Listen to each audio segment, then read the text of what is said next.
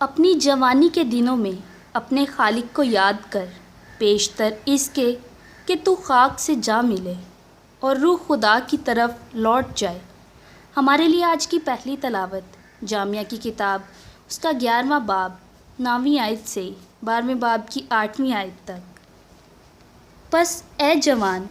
اپنی جوانی میں خوش ہو اور تیرا دل عالم شباب کے دنوں میں مسرور رہے۔ تو اپنے دل کی راہوں میں اور اپنی آنکھوں کی نگاہوں میں چل،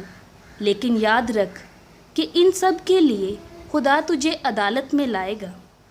پس اپنے دل سے غم کو دور کر اور اپنے جسم سے بدی کو نکال ڈال،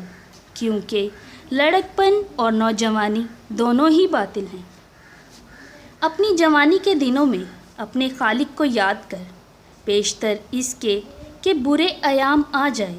اور وہ برس نزدیک پہنچیں، جن میں تو کہے گا کہ ان میں میرے لیے کچھ خوشی نہیں، پیشتر اس کے کہ سورج اور روشنی اور چاند اور ستارگان تاریک ہو جائیں اور بارش کے بعد بادل واپس چلے جائیں، جس دن کے گھر کے محافظ تھر تھرانے لگیں گے اور دلیر مرد کبڑے ہو جائیں گے اور پیسنے والیاں کمی کے باعث سست ہو جائیں گی اور کھڑکیوں سے جھانکنے والے تاریک ہو جائیں گے اور کوچے پر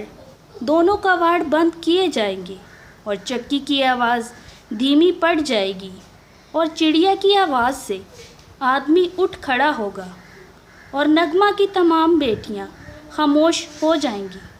اور وہ بلندی سے ڈرے گا اور راہ میں خوب کھائے گا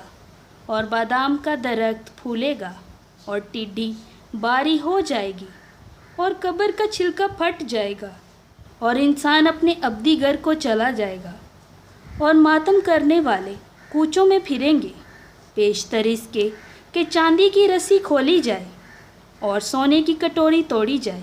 اور گڑیا چشمے پر پھوڑی جائے اور حوض کا چرخ ٹوٹ جائے اور خاک خاک سے جا ملے جہاں سے آئی تھی